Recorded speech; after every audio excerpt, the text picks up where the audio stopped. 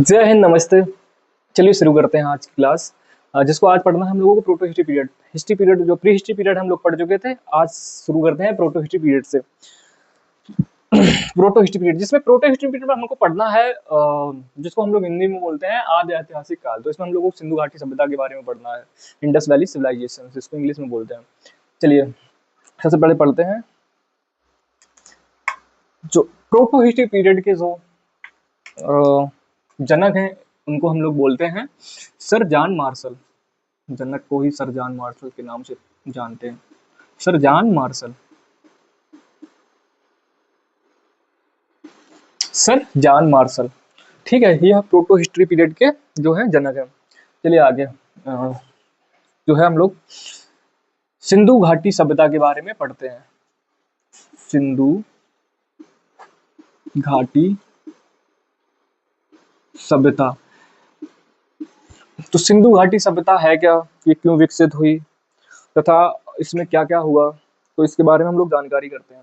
तो सिंधु, सबसे पहले जानते हैं कि सिंधु घाटी सभ्यता जो है यह लगभग 2500 बीसी से 1750 बीसी इसका टाइम पीरियड रहा है। तो 2500 बीसी से लेके 1750 बीसी तक इसका टाइम पीरियड रहा है। ठीक है, सिंधु घाटी सभ्यता में जो है क्या क्या पढ़ना है कि कौन सी सभ्यता है, कौन सी सभ्यता नहीं है ये, ठीक है, और ये क्यों विकसित हुई। तो हुआ क्या था, जैसे हम लोग प्री हिस्ट्री में पढ़ा था कि नव पाषाण काल में खेती का जो है उत्पादन या खेती करना स्टार्ट हो गया था, तथा लास्टली जब सबसे जो आखिरी में मिला था उसको तो कैलकोलिथिक पीरियड, जिसमें तांबे की खोज हो गई थी। तो ये दो चीजों की वजह से जो है, दो चीजों की वजह से जो है ये सभ्यता का जन्म हुआ। तो सिंधु घाटी सभ्यता क्यों बोलते हैं इसे, इंडस वैली सिविलाइजेशन ही क्यों नाम दिया गया। तो देखिए, पहले जो नदी हुआ करती थी सिंधु नदी, सिंधु नदी, तो सिंधु नदी के आसपास की जितनी सहायक नदियां थी तो लोग वहां जाके बसने लगे। अब बसने क्यों लगे, उसका भी एक मेन रीजन है। क्योंकि बसना इसलिए स्टार्ट किया था क्योंकि जब खेती स्टार्ट हो गई थी तो एक चीज सुना होगा कि जहाँ खेती होगी वहां पानी की जरूरत जरूर पड़ेगी, है ना। अब खेती, अगर मान लो कि खेती उस जगह हो रही है, जैसे रूरल एरिया में क्या होता है, जहाँ पे खेती होती है वहां पे ट्यूबवेल, अब इस समय ट्यूबवेल लगा होता है, समरवेल करवा लेते हैं, पहले तो ये सब था नहीं, है ना। तो खेती करने के लिए वो लोग ऐसी जगह जाते थे जहाँ पे नहर हो, यहाँ था नहर, और जो छोटी छोटी नदियां थी, है ना, उनके पास बसने लगे। अब जो छोटी छोटी नदियों के पास ये लोग बस गए थे जाके, जो वहाँ के इंसान थे जो बस गए थे, वो भी जो नदियां थी वो मोस्टली जाके सहायक नदियां, वो सहायक नदियां ही थी सारी। तो वो भी जो नदियां थी वो जाके सारी सिंधु नदी में जाके मिलती थी, तो इसीलिए इसका नाम जो है सिंधु घाटी सभ्यता पड़ गया था। कुछ समझ में आया कैसे पढ़ा? अच्छा डीपली बताते हैं, समझाते हैं कि मान लो ये एक मैन नदी है, प्रॉपर नदी कौन है, सिंधु नदी। अब सिंधु की नदी की जो है सहायक नदियां, मान लो ये सहायक नदियां इसकी निकली हुई हैं। तो जब लोग इसकी सहायक नदियों के पास जब जाके, यहाँ मान लो ये लोग हैं, ये लोग हैं, अब ये लोग जो है खेती करने की वजह से जो है उसके सहायक नदियों के पास जाके बस गए, क्योंकि नदी है, पानी जा रहा है मान लो।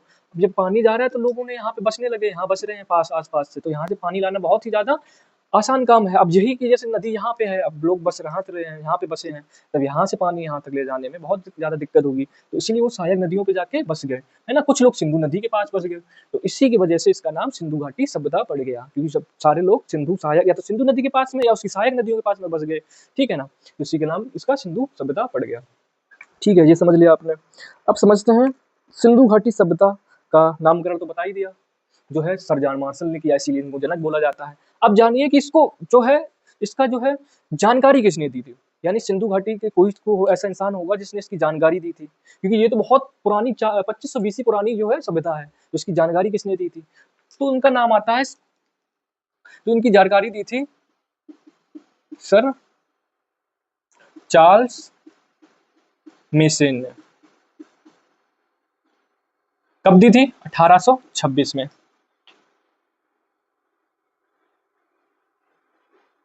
तो सर चार्ल्स मेसन नामक एक पुरातात्विक जो है खोजकर्ता थे, तो इन्होंने जो है 1826 बीसी में जानकारी दी थी, है ना, कि ऐसी कोई सभ्यता हुई है और ये बिल्कुल ढक चुकी थी, है ना, मिट्टी से ढक चुकी थी। तो इसकी जानकारी किसने दी थी, sir John Marshall, sir Charles mason ने। अब दूसरा आता है इसका सर्वेक्षण। अब किसी ने, मान लो हमने जानकारी किसी को दी, देखो वहां पे ऐसी चीज है, अब वहां देखने कौन जा रहा है, तो जब देखने गया तो वो गए थे जो है जेम्स कनिंघन। जेम्स कनिंघन, तो जेम्स कनिंघन जो है इन्होंने सर्वेक्षण किया था वहां पे जाके कि सच में ऐसी कोई चीज है या नहीं है, ठीक है ना। तो जेम्स कनिंघन है, उन्होंने जो है सर्वेक्षण किया था। अब इसका जो टाइम पीरियड है कब सर्वेक्षण करने गए थे, तो वो गए थे 1853 बीसी में, ठीक है ना। अब दो नाम आ गए हैं इसका। अब आता है कि भाई इन्होंने जो है, इन लोगों ने जो है वहां की एक ने जानकारी दी थी, दूसरे ने सर्वेक्षण कर लिया इसमें, ठीक है ना। अब आते हैं कि वहां पे जाके कोई खुदाई कैसे करेगा, क्योंकि मट्टी से ढक चुकी है ना बर्फ पहले की। अब 2500 बीसी पुरानी जो सभ्यता है, वो अब समय में जो होता क्या कि अभी कोई घर बनाओ, देखते रहे ना धीरे धीरे क्या होता, वो अपने आप ऐसा लगेगा कि नीचे धसता चला जा रहा है। ऐसा नहीं होता, क्योंकि वो धस नहीं रहा है। वहां पे जो मिट्टी है वो वहां से बह के, कहीं बारिश हो गई वहां से, कहीं मिट्टी मिट्टी आके, तो वो ऊंचे मिट्टी ऊपर हो रही है, जमीन आपका घर नीचे नहीं जा रहा है। तो मट्टी ऊपर जब आती है तो आपको लगता है कि नहीं मेरे घर, जब कहते हैं ना गांव में जो लोग सड़कें के पास में जो सीढ़ियां बनाते हैं, धीरे धीरे 2-4 साल में कोई भी एक सीढ़ी नीचे चली गई, फिर 8-10 साल में 2 सीढ़ी 3 सीढ़ी ऐसे नीचे चली जाती है। इसलिए लोग कुछ अब क्या करते हैं कि घर थोड़ा जो नीचे का होता है डेकोरेशन, वो थोड़ा ऊपर करके बनाते हैं उसको, मिट्टी भराई भराई करके, है ना। चलिए समझते हैं इसको। सब चार्ल्स मैसन हो गया, जेम्स कनिंघन हो गया। अब तीसरे आते हैं इसकी खुदाई किसने करी जाके। तो जो खुदाई करी है वो अपने भारत के थे, उनका नाम था दयाराम साहनी। दयाराम साहनी, तो दयाराम साहनी जी ने जो है 1921 में इसकी खुदाई करी थी, ठीक है ना, यानी खोज करी थी, वहां पे जाके खुदाई करी उसकी। तब वहां पता चला कि नहीं ऐसी भी कोई सभ्यता है। तो सबसे पहले जान लो कि सर चार्ल्स मैसन ने जो इन्होंने जो है जानकारी दी थी, जेम्स कनिंघन इन्होंने सर्वेक्षण किया था, तथा दयाराम साहनी ने खुदाई करी थी, ठीक है। तो ये सब हो गया, ठीक है ना। अब रहता है कि नामकरण किसने किया था, तो नामकरण आपको हमने बता ही दिया था। नामकरण जो है इसका सर जॉन मार्शल ने किया था। सर जॉन मार्शल इन्होंने किया था, ठीक है, नामकरण। ये 4 चीजें समझ गए। अब आते हैं कि सिंधु घाटी सभ्यता कितने वर्ग किलोमीटर में फैली थी। तो जो है सिंधु घाटी सभ्यता लगभग 13 लाख वर्ग स्क्वायर में फैली हुई थी, ठीक है ना। 13 लाख वर्ग स्क्वायर में इसका फैलाव था, इससे अधिक 13 लाख वर्ग, अप्रोक्सीमेटली लगभग 13 लाख वर्ग स्क्वायर में इसकी जो है सीमा थी, ठीक है। इसमें आगे बढ़ते हैं, आगे सिंधु घाटी सभ्यता होगी आपके पढ़ाना इसमें। हाँ, ये अब आगे जानते हैं। एक कहाँ गया इसका, तो अब आगे पढ़ते हैं इसके बारे में। ये सब जान गए कि खुदाई किसने करी थी, तथा इसके सर्वेक्षण किसने किया था, जानकारी किसने दी थी, नामकरण किसने किया था सिंधु घाटी सभ्यता का। देखिए जो सबसे पहले यहाँ पे जो स्थान मिला था उसके बारे में बाद में पढ़ते हैं। सबसे पहले पढ़ते हैं कि सबसे ऊपरी स्थान कौन सा था। तो सिंधु घाटी सभ्यता में, यानी इसको हड़प्पा सभ्यता भी बोलते हैं, हड़प्पन सभ्यता जो पढ़ा हुआ आपने, हड़प्पन सिविलाइजेशन। तो इसको ही इसका नाम दिया जाए, हड़प्पा सभ्यता ही क्यों बोला इसको सिंधु घाटी सभ्यता, क्योंकि जो सबसे पहले खुदाई जो करी थी वहां पे हड़प्पा नामक शहर मिला था, तो इसीलिए इसको हड़प्पा सभ्यता से भी रिलेट करते हैं, ठीक है ना। आइए समझते हैं सबसे ऊपर जो शहर था इसमें, सबसे उत्तरी में जो शहर था उसको लोग बोलते हैं हम लोग मांडा, ये कश्मीर में था, ठीक है ना। तथा यहाँ पे जो नदी थी, अब मांडा के पास जो सहायक नदी थी वो कौन सी नदी थी, तो हम लोग इसको बोलते हैं मांडा के पास चिनाब नदी, ठीक है ना। जो दक्षिण में था, ये उत्तर हो गया, ये दक्षिण हो गया। तो दक्षिण में जो शहर मिला था वो था आपका दहमाबाद, दहमाबाद, ये महाराष्ट्र में है। तथा इसके पास जो सहायक नदी मिली थी उसका नाम था प्रवरा, प्रवरा नदी। देखिए सबसे ऊपर जो शहर मिला था कश्मीर में पाया जाता है वो मांडा जगह थी, मांडा। तो मांडा में जो है चिनाब नदी मिली थी, चिनाब नदी के पास ये शहर बसा हुआ था। जैसे कि मैंने बताया था कि जितनी भी नदियां हैं सहायक नदियां थी सिंधु घाटी सभ्यता का, इसीलिए इसका नाम सिंधु सभ्यता पड़ गया। तो जो चिनाब नदी है वो भी जो है सिंधु घाटी सिंधु की नदी की सहायक नदी है, ठीक है ना। और जो प्रवरा नदी है वो भी सिंधु जाके एटलीस्ट सिंधु में जाके मिलती है लास्ट में, ठीक है ना। तो ये हो गया उत्तर दक्षिण। अब आते हैं पूरब, पूर्व। तो पूरब में जगह जो है वो है आपका पूरब में जो जगह है वो है आलमगीरपुर,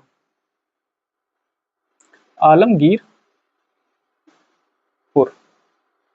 आलमगीरपुर, आलमगीरपुर। तो यहाँ पे जो नदी है उस हिंडन नदी, हिंडन नदी। तो जो पूरब में है, तो पूरब में जो है आलमगीरपुर है जो स्थान, तो वहां से जो है हिंडन नदी के पास में जो है शहर मिला था, ठीक है ना। अब आते हैं पश्चिम में, पश्चिम में, तो पश्चिम में जो है डास्क नदी थी, डास्क डास्क नदी। यह देखो उत्तर प्रदेश में है स्थित, ठीक है। जो डास्क नदी है इस समय जो है ये पाकिस्तान में, तो इसको याद रखिएगा। कभी कभी ऐसा जो है पूछ लिया जाता है सीरीज वाइज, जैसे कि सबसे ऊपरी जो है सिंधु घाटी सभ्यता में सबसे ऊपरी शहर कौन सा था, तो बताना पड़ेगा। सबसे उत्तरी में कौन सा शहर था, मांडा शहर, जो सबसे उत्तरी में था, ठीक है ना। तथा सिंधु घाटी सभ्यता जो आकार था वो त्रिभुजाकार था, यार इसका ये त्रिभुजाकार, लगभग लगभग त्रिभुजाकार इसका आकार था, ठीक है। चलिए कोई बात नहीं, इसका आकार त्रिभुजाकार था सिंधु घाटी सभ्यता का, ठीक है ना। तो सबसे ऊपरी कौन सा मिला था आपका, मांडा। मांडा में क्या कौन सी नदी थी, चिनाव नदी। तो चिनाव नदी के जो है इस पास में ही जो है मांडा जो है एक जगह थी, वहां पे जो है उत्तरी में। अब आते हैं पूरब में। पूरब में जो हिंडन नदी है उसके पास जो शहर बसा था उसका नाम था आलमगीरपुर, ठीक है। अब आते हैं दक्षिण में। दक्षिण में जो है दहमाबाद जगह स्थान है, और प्रवरा नदी है, इसके पास में जो है दहमाबाद शहर बसा हुआ था। अब आते हैं पश्चिम में। पश्चिम में जो पाकिस्तान में अभी पड़ता है, तो इसमें जो है पश्चिम में जो डास नदी है, डास नदी, ठीक है ना। तो हाँ सॉरी, इसका वो तो बता ही नहीं नाम। तो यहाँ पे जो है उसका नाम था सेतुका गेंडोर, सेतुका गेंडोर। तो डास नदी के पास में जो है वो सेतुका गेंडोर नामक शहर बसा हुआ था। इन चीजों को समझ गए, सारी चीजों को, ठीक है ना। मांडा जो सबसे उत्तरी में था, मांडा, वहां पे चिनाव नदी पाई गई थी, ठीक है ना। जो पूरब में है वो हिंडन नदी के पास जो आलमगीरपुर पाया गया था शहर, ठीक है। सबसे दक्षिण में है वो आपका प्रवरा नदी के पास जो है दहमाबाद पाया गया था। अब आते हैं डास्क नदी। डास्क नदी के पास जो है सेतुका गुंडार शहर पाया गया था, ठीक है ना। अब पूरब पश्चिम उत्तर दक्षिण, चलिए याद करिए एक बार और बताते हैं। तो जो आपकी सिंधु घाटी सभ्यता है वो एक शहरी सभ्यता थी, ठीक है, ग्रामीण सभ्यता नहीं थी। अब आगे बढ़ेंगे, ग्रामीण सभ्यता कौन सी सभ्यता थी, चलिए आगे बढ़ते हैं हम लोग। आप पढ़ते हैं सबसे पहले इसमें, सबसे पहले किसकी खुदाई हुई थी, जैसे कि मैंने नाम बताया था आपको, सबसे पहले जिसकी खुदाई हुई थी इसको बोलते हैं हम लोग हड़प्पा सभ्यता। हड़प्पा सभ्यता, हड़प्पा शहर मिला था वो हड़प्पा ही मिला था, हड़प्पा नामक इसका नाम है। तो दयाराम साहनी ने जो है इनका 1921 में इसकी खोज की थी, ठीक है ना। जो हड़प्पा सभ्यता के पास जो हड़प्पा सभ्यता जहाँ जो शहर मिला था, तो जिसके पास में जो नदी थी उस नदी का नाम था रावी। सबसे पहले ये इम्पोर्टेंट है ये रावी नदी। तो इसके पास में कौन सी नदी मिली थी, हड़प्पा के पास में रावी नदी। ये प्लस इसका जो नाम है, जो इसकी खोज करी है, जिसने खुदाई करी है, उसका नाम दयाराम साहनी जी। तो हड़प्पा सभ्यता में जो वहां पे जब खुदाई हुई थी दयाराम साहनी ने 1921 में की थी, तो वो उसके पास में जो हड़प्पा शहर बसा था उसके पास में जो नदी जा रही थी उसका नाम था रावी नदी, ठीक है ना। तो अब देखते हैं यहाँ पे कि रावी नदी, ठीक, हड़प्पा सभ्यता से मिलता क्या क्या है, यहाँ से जो हड़प्पा नामक शहर है यहाँ से क्या क्या मिलता है, क्या क्या प्राप्त होता है। तो सबसे पहले जो है कुम्हार जो होते थे, कुम्हार लोग, तो कुम्हार लोग को जो बनाने का जो वो जो मिट्टी को जो बनाते थे तो लोग, तो कुम्हार की चाक मिली थी यहाँ से। सबसे पहले ये समझते हैं, पहला क्या मिला था यहाँ से, कुम्हार की चाक। दूसरा क्या मिला था यहाँ से, तो दूसरा यहाँ से मिला था अन्नागार। अन्नागार का मतलब क्या होता है, जहाँ पे अन्न रखा जाता है, अन्नागार। अब अन्नागार यहाँ पे क्यों मिला है पता है, क्योंकि यहाँ पे कृषि होना स्टार्ट हो गया था। अब वहीं आप लोग पढ़ेंगे नवपाषाण काल के बारे में, तो वहां पे स्थायी आवास सिर्फ मिला था, क्योंकि वहां के लोग ज्यादातर मध्य पाषाण काल तक तो कुत्ते बिल्ली बोल रहे हैं, वहां पे जानवरों को मार के खाते रहे थे, ठीक है। नव पाषाण काल में आते हैं, वहां पे कृषि जब स्टार्ट करी है उन्होंने, कृषि को बारे में सीखा है, अन्न उगाना सीखा है, वहां पे जौ और गेहूं की थी, ठीक ना, खेती करी थी 7000 बीसी पूर्व में, जैसे बताया था मैंने। तो जब सिंधु घाटी सभ्यता आई है, सिंधु घाटी सभ्यता जो है आपकी जो बोलते हैं पाषाण काल, या जो आपका लास्ट में ताम पाषाण काल ही का एक निर्माण है, ठीक है ना। यानी पाषाण काल, सॉरी, ताम पाषाण काल में जो तांबा मिला था उसके बाद में और तथा कृषि होना स्टार्ट हुआ था, उसका ही यह परिणाम है कि सिंधु घाटी सभ्यता में लोग जो है अन्नागार वगैरह जो चीजें विकसित हुई थी, ठीक है ना। उसको आगे समझिए, अन्नागार मिला था, कुम्हार की चाक, अन्नागार तथा एक श्रमिक आवास मिला था। अब श्रमिक आवास का मतलब क्या है, देखिए जहाँ पे लोग किसानी करेंगे उसके बाद जहाँ पे आवास, श्रमिक आवास मतलब जहाँ पे जो किसान लोग हैं, या कोई भी किसान लोग हो गए, या कोई वर्कर हो गया, जहाँ से वो काम वाम करके जहाँ पे वो श्रम करता था, मतलब जहाँ पे वो जहाँ पे वो लोग थोड़ी देर के लिए, जहाँ पे लोग, काटो मत तुम, हम कर लेंगे एडिट अब। अरे यार क्या बोलते हो उसको, जहाँ पे लोग आराम करें, हाँ अब बोलो, वही तो चीज हम श्रमिक बोल रहे हैं, सॉरी। तो देखिए श्रमिक लोग, श्रमिक आवास का मतलब क्या होता है, जहाँ पे लोग विश्राम करते हैं, जैसे कि किसान हो गए, किसान ने मान लो कोई खाद वगैरह डाली खेत में, अब पहले की नहीं अब की एग्जांपल दे रहे हैं, जैसे खाद वगैरह डाल के जब वो थक जाते हैं तो वहाँ पे जहाँ पे आराम करते हैं, तो वहाँ पे थोड़ा बहुत, जैसे कि मैंने बताया था, कहीं पे कुटिया बना दी, कोई छप्पर रख दिया, ठीक है ना, जैसे कि मैंने बताया था, आज स्थायी आवास बनाना स्टार्ट कर दिया था नब्बा काल में। तो श्रमिक आवास जैसे बनाया, वहां पे अपना काम किया, उसके बाद अपना जो है विश्राम किया आके, तो श्रमिक आवास मिला था। क्या क्या, कुम्हार की चाक, अन्नागार, श्रमिक आवास। और दूसरा जो है उसके बाद मिली थी आपको मातृ देवी। अब मातृ देवी क्या है, एक यह जो है एक तरीके से मिट्टी की मूर्ति थी, तो वहां से क्या है, मिट्टी की एक मूर्ति मिली जिसको हम लोग मातृ देवी बोलते हैं, ठीक है ना। अब उसके बाद क्या है, ओखली मिली थी एक, ओखली, कुमार की चाक मिला, हड़प्पा सभ्यता, हड़प्पा से, हड़प्पा शहर से, ठीक है ना। अन्नागार मिला, श्रमिक आवास मिला, मातृ देवी मिली, ओखली मिली, तथा यहाँ पे जो है RH-37 यह नाम का जो है एक, यहाँ पे जो है एक RH-37 नाम का एक जो वो होता है, जैसे बोलते हैं हम लोग, जहाँ पे लोग को दफनाया जाता है मिट्टी में, RH-30 नाम क्या होता है यार, साला है कब्रिस्तान, हाँ, चलिए चलने दो साला यही होता है बिना रिवीजन के पढ़ाना। ओखली मिली थी यहाँ पे, ओखली के बाद जो है यहाँ पे एक RH-37 नाम का एक कब्रिस्तान मिला था। अच्छा कब्रिस्तान मिला था, कब्रिस्तान का जो नाम है, कब्रिस्तान है जो, उसका नाम था RH-37, कब्रिस्तान, थान होता कि तान, कब्रिस्तान, ठीक है ना। यहाँ पे जो कब्रिस्तान है उसका नाम क्या था, RH-37, ठीक है ना।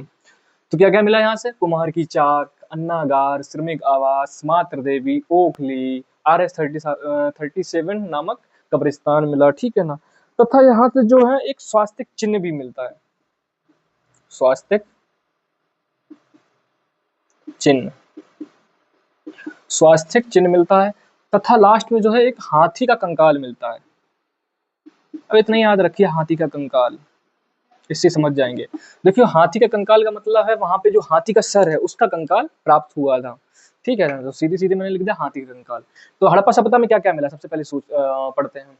सबसे पहले मिलते हैं कुमार की चाक, याद करिए, देखिए कुमार की चाक, अन्नागार, श्रमिक आवास, और जो है श्रमिक आवास, RH-37 नामक कब्रिस्तान, मातृ देवी की मूर्ति, तथा हाथी का कंकाल, स्वास्तिक चिन्ह, ये सब चीजें मिली हैं। अच्छा फिर से रिपीट करिए इसको मेरे साथ में, तो ये आपको याद हो जाएगा। देखिए सबसे पहले पढ़ते हैं कि कुम्हार, एक मान लो कोई कुम्हार है, कुम्हार मतलब जो मिट्टी से जो है बर्तन घड़े वगैरह जो बनाते हैं, तो वो कुम्हार है। अब कुम्हार है, कुम्हार की चाक जिसको बोलते हैं, कुम्हार की, कुम्हार नहीं मिला, कुम्हार की चाक मिली, मतलब जो मिट्टी की बनी होती है, वो घुमाने वाली नहीं, मिट्टी का वो रख के उसको घुमाते हैं, फिर उससे बर्तन वगैरह बनाते हैं, तो कुम्हार की चाक। फिर अब वो कुम्हार मान लो, कुम्हार की चाक मिली, वहां से फिर अन्नागार मिला, श्रमिक आवास मिला, ठीक है ना, मातृ देवी की मूर्ति मिली, तथा RH-37 नामक कब्रिस्तान मिला, तथा वहां से जो है स्वास्तिक चिन्ह प्राप्त हुए, हाथी का कंकाल मिला, हाथी के सर का कंकाल मिला, वहां से ये चीजें जो है हड़प्पा सभ्यता से आपको प्राप्त हुई। आइए चलिए अब हम लोग आपको पढ़ाते हैं हड़प्पा के बाद।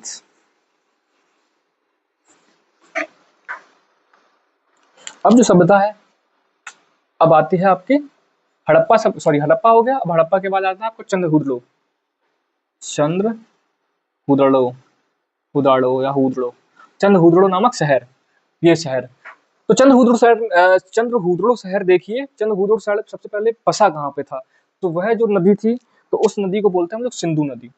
देखिए हमने बोला था जैसे कि आपको सिंधु नदी, कुछ जो है शहर जो है बिल्कुल बेसिकली सिंधु नदी के पास ही बसे थे, कुछ शहर हैं जो आपको सहायक नदियों के पास मिलेंगे, ठीक है ना। तो चंद्रहुदड़ो है, यहाँ पे जो है सिंधु नदी के पास बसा हुआ था। अच्छा एक चीज हम बताना भूल गए, जो हड़प्पा सभ्यता था, तो हड़प्पा सभ्यता में जो है आपको जो वहाँ की जो दुर्ग पाए गए थे, दुर्ग का मतलब होता है जहाँ पे जिस सब, जैसे कि राजा होता है, राजा का महल होता है, वहाँ आस चारों तरफ जो होते हैं वो बड़ी बड़ी जो है इमारतें बना दे, वो बना दिया जाता है, सॉरी इमारतें नहीं, बड़ी बड़ी जो है उनके डिफेंस के लिए, सुरक्षा के लिए जो है उनके चारों तरफ जो है दुर्ग बना देते थे। दुर्ग का मतलब होता है दीवालें, बड़ी बड़ी दीवालें बना देते थे, जहाँ की कभी हमला हो या कुछ हो उससे जो प्रोटेक्शन मिल सके। तो जो हड़प्पा सभ्यता था उसके चारों तरफ जो है दुर्ग पाए गए थे, दुर्ग था।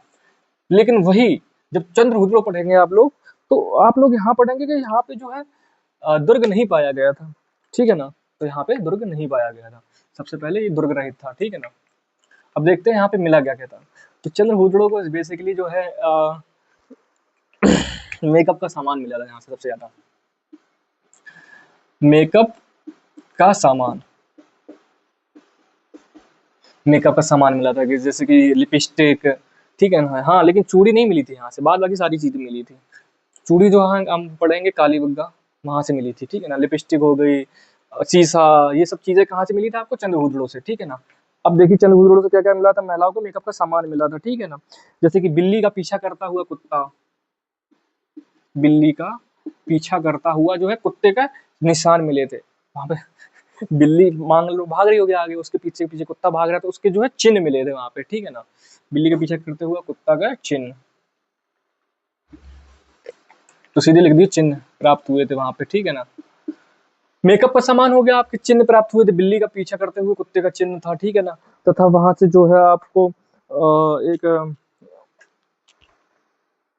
ईंट पर डिजाइन मिला था, ईंट पर डिजाइन मिला था, ठीक है ना। मेकअप का सामान मिला, चिन्ह मिला तथा ईंट पर डिजाइन मिला था, ठीक है ना। और क्या मिला था यहाँ पे, ये सब चीजें यहाँ से प्राप्त हुई थी। तथा यहाँ पे जो है मैंने बताया था जैसे कि यहाँ पे ये दुर्ग नहीं पाया गया था, यहाँ पे दुर्ग नहीं पाया गया, ठीक है ना। अब मेकअप का सामान का मतलब समझ लीजिए, कुछ भी पूछ दे कंपटीशन एग्जाम में या कहीं भी एग्जाम में कि चंद्रहुदड़ो से क्या प्राप्त हुआ था, तो चूड़ी को छोड़ के बाद बाकी यहाँ से सब कुछ लिख देना। शीशा, थोड़ा रंग, क्या बोलते हैं इसको, ओड रंगने वाले लिपस्टिक, ठीक है ना। और यहाँ पे जो है दुर्ग रहित था, एक चीज जो इम्पोर्टेंट है वो दुर्ग रहित, मतलब यहाँ पे दुर्ग नहीं पाया गया था। इस मतलब ये शहर है जो इसके चारों ओर जो बाउंड्री है वो नहीं पाई गई थी, ठीक है ना। और वहीं जब हम लोग हड़प्पा पढ़ा था वहाँ पे जो बाउंड्री पाई गई थी, ठीक है। चंद्रहुदड़ो हो गया आपका, ये चीजें जहाँ से मेकअप का सामान, चिन्ह, स्वास्थ्य, बिल्ली का पीछा करता हुआ चिन्ह प्राप्त हुआ था, ईंट पर डिजाइन मिली थी, ठीक है। दुर्ग नहीं पाया गया था, ये सब चीजें जो है यहाँ से मिली थी। अब आगे बढ़ते हैं, अब आगे हम लोग पढ़ते हैं जो है मोहनजोदड़ो के बारे में, जो इम्पोर्टेंट है। मोहन जो मोहनजोदड़ो, अच्छा हाँ, एक चीज तो भूले गए, चंद्रहुदड़ो है, चंद्रहुदड़ो, चंद्रहुदड़ो ये कहाँ पे बता था? सिंधु नदी पे, सिंधु नदी पे, ठीक है ना। तथा इसकी जो खोज करी थी वो करी थी आपकी गोपाल मजुमदार ने, गोपाल मजुमदार। तो गोपाल मजुमदार जी ने यहाँ पे चंद्रहुदड़ो की खोज की थी। और जैसे कि मैंने बताया था यहाँ पे क्या क्या प्राप्त हुआ था, तो यहाँ से क्या क्या प्राप्त हुआ था, बिल्ली का पीछा करता हुआ कुत्ते का चिन्ह, ठीक है ना। तथा मेकअप का सामान मिला था यहाँ पे, मेकअप का सामान हो गया, बिल्ली का पीछा करता हुआ चिन्ह, मेकअप का सामान। तथा यहाँ से जो है ईंट पर डिजाइन मिला था, ईंट थी कोई, उस पर जो डिजाइन करते हैं वो मिला था, ठीक है ना। और यहाँ पे जो है दुर्ग रहित था ये पूरा, जो आपका शहर था वो दुर्ग रहित था, यहाँ पे कोई भी मतलब दीवारें नहीं पाई गई थी। तो आपका हो गया ये आपका चंद्रहुदड़ो। अब आते हैं हम लोग मोहनजोदड़ो पे, दूसरा नंबर, हड़प्पा पहले नंबर, ठीक है। अब आते हैं तीसरे, मोहनजोदड़ो, मोहनजोदड़ो। यहाँ से जो है बहुत सारी चीजें प्राप्त हुई थी। सबसे पहले समझते हैं कि मोहनजोदड़ो जो है किस नदी पे पाया गया था। तो देखो मोहनजोदड़ो जो है वो भी सिंधु नदी पे शहर, सिंधु नदी जो है उसके पास जो है शहर बसा हुआ था। तो मोहनजोदड़ो की जो खोज की थी या खोज करता थे वो थे राखलदास बनर्जी, राखलदास बनर्जी। तो मोहनजोदड़ो की जो खोज करता है उनको जो है राखलदास बनर्जी कहते हैं। सिंधु नदी के तट पे यह शहर बसा हुआ था। अब देखते हैं सिंधु नदी से मिलता क्या क्या है, प्राप्त क्या होता है, सॉरी मोहनजोदड़ो से प्राप्त क्या होता है। तो मोहनजोदड़ो से सबसे पहले जो प्राप्त होता है, जो देखो राख का टीला, राख का टीला, राख का टीला प्राप्त होता है यहाँ से, ठीक है ना। तो था सबसे बड़ा जो है अन्नागार मिला था। अन्नागार देखो हड़प्पा सभ्यता में मिला था, लेकिन सबसे बड़ा यहाँ पे, सबसे बड़ा अन्नागार, अन्नागार। और क्या मिला था यहाँ से? पुरोहित आवास, अब पुरोहित का मतलब है कि पहले कोई जैसे कि कहिए पुरोहित आवास का मतलब है पहले कोई पुजारी वगैरह रहे होंगे, तो जब पुजारी रहे होंगे तो उनको जो पुरोहित वो उनका स्थान है जहाँ से वो सॉरी जहाँ पे वो ठहरते होंगे, तो उस आवास को हम लोग पुरोहित आवास के नाम से जानते हैं। ठीक है, तो क्या क्या मिला, राग का टीला, सबसे बड़ा अन्नागार, पुरोहित आवास तथा स्नानागार। स्नानागार, तो यहाँ पे देखो स्नानागार यानी जहाँ स्नान करने की जगह है वो भी प्राप्त हुई थी यहाँ से, तथा यहाँ पे सूती वस्त्र भी मिले थे, सूती वस्त्र भी प्राप्त हुए थे। ठीक है ना, तो ये सब चीजें जो है यहाँ पे प्राप्त हुए थे। तथा यहाँ की जो सड़कें थी वो चौड़ी सड़कें थी, तो यहाँ की जो सड़कें थी वो चौड़ी थी। ठीक है ना, यहाँ की जो सड़कें थी वो चौड़ी थी। ठीक है, नालियां ढकी हुई थी, नालियां जो थी वो ढकी हुई थी। यहाँ पे जो है चौड़ी सड़कें थी, नालियां ढकी हुई थी, तथा जो है यहाँ पे जो है घर में ही कुआं हुआ करते थे, तो यहाँ पे घर में ही कुआं हुआ करते थे, घर में कुआं हुआ करता था।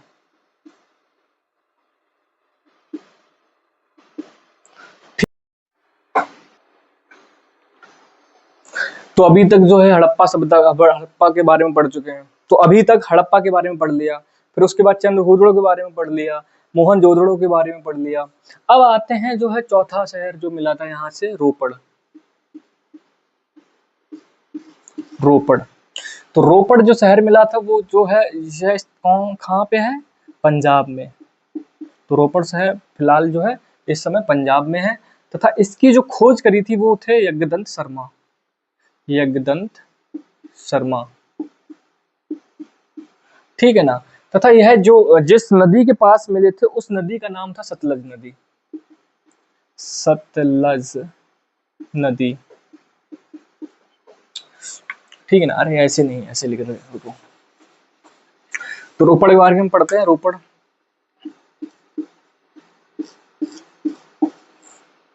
तो जहाँ पे जो रोपड़ शहर है वो जो इस नदी के तट के समीप है वो है सतलज नदी, सतलज नदी। ठीक है ना, तथा इसकी जो खोज करता है वो है यज्ञदंत शर्मा, यज्ञदंत शर्मा। ठीक है ना, तथा रोपड़ इस समय जो है पंजाब में उपस्थित है, पंजाब में, तथा इसकी खोज जो हुई है वो 1953 बीसी में हुई है। ठीक है ना, तथा नदी कौन है, सतलज नदी के पास खोज करता कौन है, यज्ञदंत शर्मा। तो रोपड़ के बारे में पढ़ते हैं कि यहाँ पे सीन क्या था। यहाँ पे जो है यहाँ का जो कुत्ता हुआ करता था, यहाँ पे जो कुत्ता पालता था, अब मान लो जैसे कोई इंसान है तो उसने कुत्ता पाला, अब वो इंसान जब खत्म होता था ना तो उसके खत्म होने के बाद उसके साथ साथ कुत्ता को भी दफना दिया जाता था। तो यहाँ पे जो प्राप्त हुआ था वो क्या हुआ था कि यहाँ आदमी के साथ साथ, आदमी के साथ साथ उसके कुत्ता को भी दफना दिया जाता था, कुत्ता को भी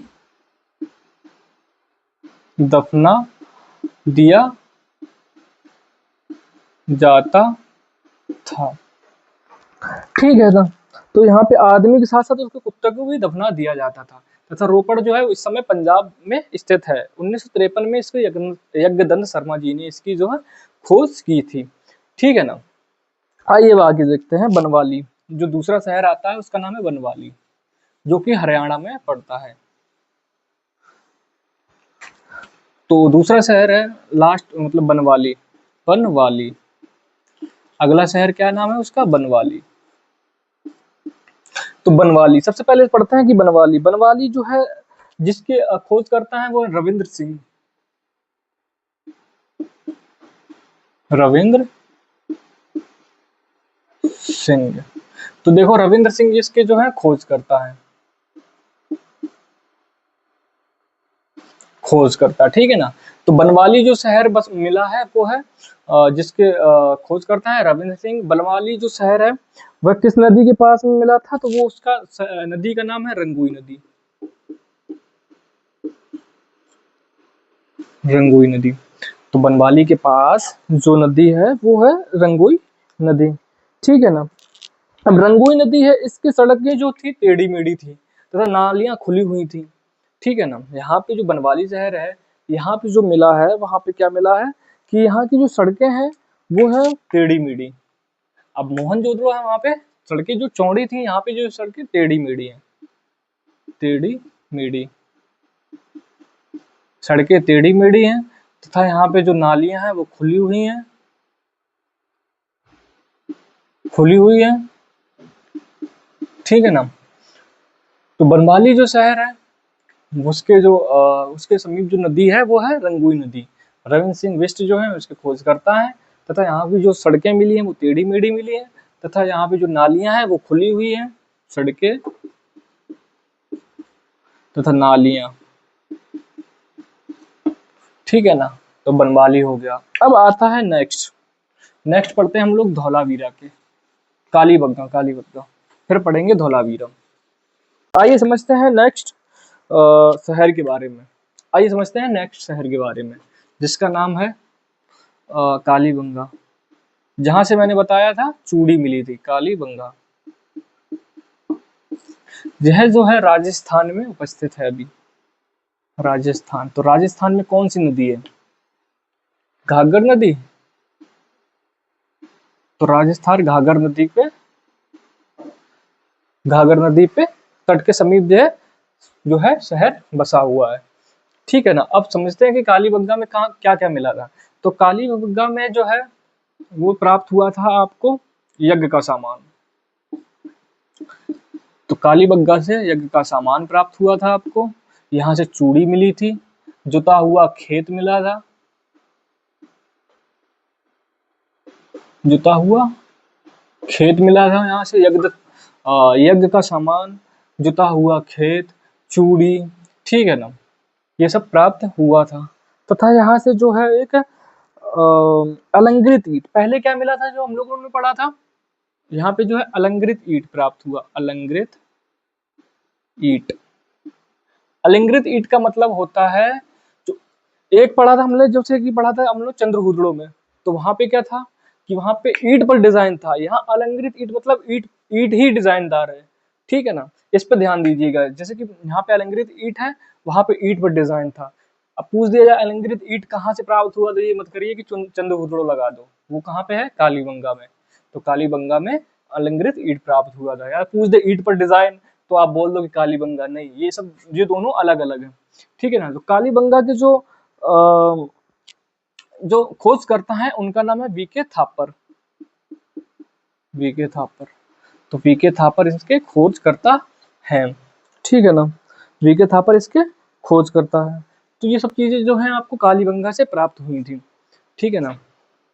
ये सब चीजें आपको कालीबंगा से प्राप्त हुआ था। तो कालीबंगा से क्या क्या प्राप्त हुआ था, सबसे पहले फिर से स्टार्ट करते हैं इसको कालीबंगा से। तो कालीबंगा जो है वो राजस्थान में स्थित है, अभी इस समय राजस्थान में स्थित है तथा ये घग्गर नदी के घाघर नदी जो बोलते हैं हम लोग, घाघर नदी के तट के समीप यह शहर बसा हुआ था तथा इसके जो खोज करता है वो है वीके थापर, ठीक है ना। तो यहाँ से शहर को क्या क्या मिला था? यज्ञ का सामान, चूड़ी तथा जुता हुआ खेत, अलंकृत ईंट तथा ये सब चीजें यहाँ से प्राप्त हुई थी। अब दूसरा आता है सुरकोटदा।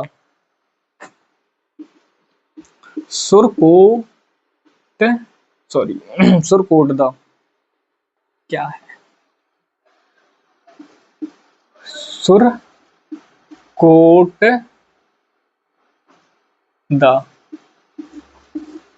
सुरकोटदा,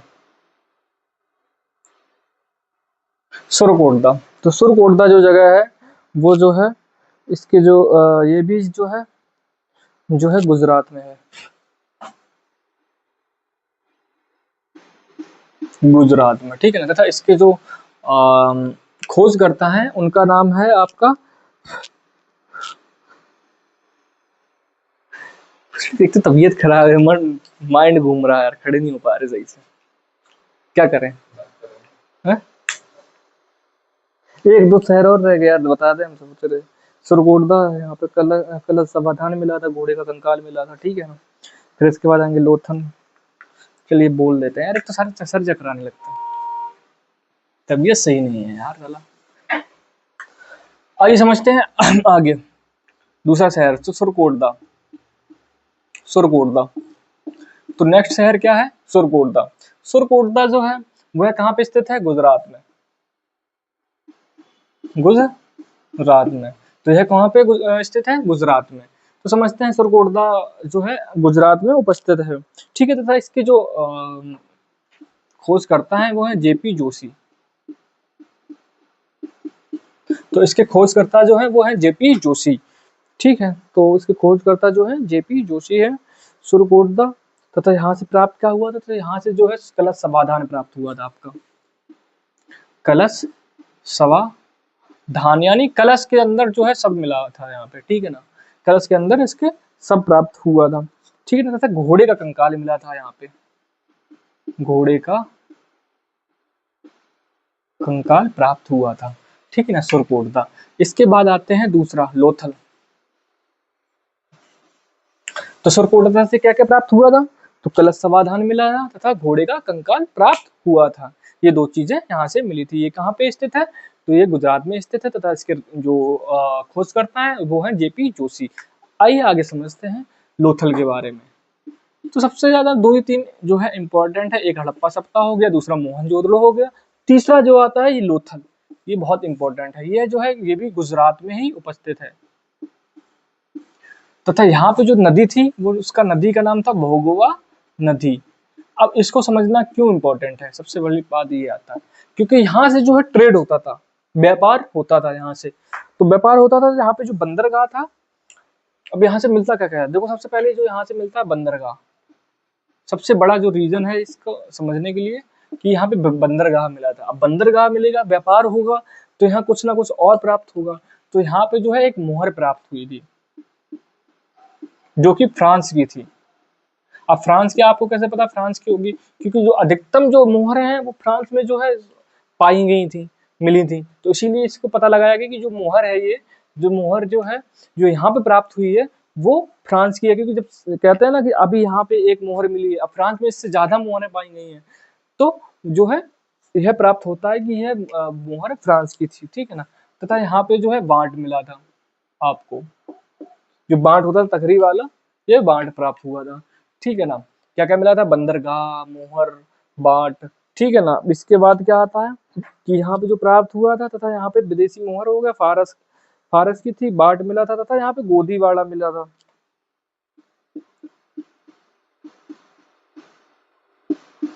ठीक है ना। ये सब चीजें जो है लोथल से प्राप्त हुआ था। लोथल कहाँ पड़ता है? गुजरात में, तथा भोगवा नदी के तट के समीप, ठीक है ना। ये लास्ट है आपका रंगपुर, इसको याद रखिएगा ऐसे, रंगपुर। रंगपुर, तो रंगपुर में जो है सिर्फ धान की भूसी मिली थी, इसको याद रखिए, धान की भूसी प्राप्त हुई थी। तो रंगपुर में जो है धान की भूसी प्राप्त हुई थी। अच्छा, एक चीज और रह गई है जिसको हम लोग बोलते हैं रंगपुर में क्या है? धान की भूसी प्राप्त हुई थी। एक पड़ता है आपका धौलावीरा।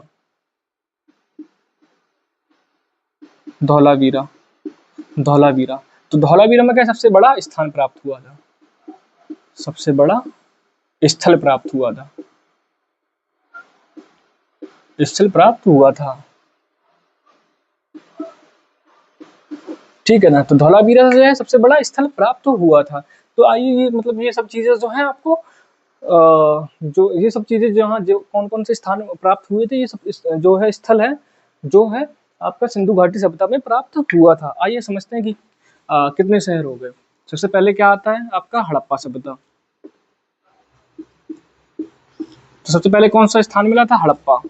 दूसरा कौन सा मिला था आपको? चंद्रहूदड़ो, चंद्रहूदड़ो। तीसरा आपको कौन सा मिला था? मोहनजोदड़ो। चौथा आपको कौन सा मिला था? हड़प्पा हो गया, चंद्रहूदड़ो हो गया, मोहनजोदड़ो हो गया, तथा उसके बाद मिला था आपका रोपड़। उसके बाद आपका मिला था हाँ, रोपड़ हो गया। उसके बाद जो मिला था आपको, वो मिला था बनवाली। बनवाली। फिर उसके बाद मिला था आपको कालीबंगा, जहां से जो है चूड़ी वगैरह प्राप्त हुआ था। एंड उसके बाद जो आता है आपको मिला था धौलावीरा, सुरकोटदा,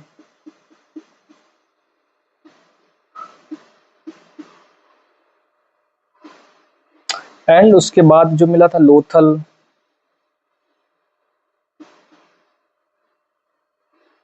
एंड उसके बाद जो मिला था आपको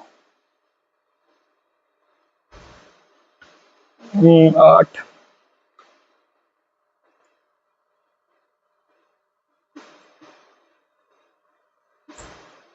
उसके बाद जो मिला था आपको रंगपुर।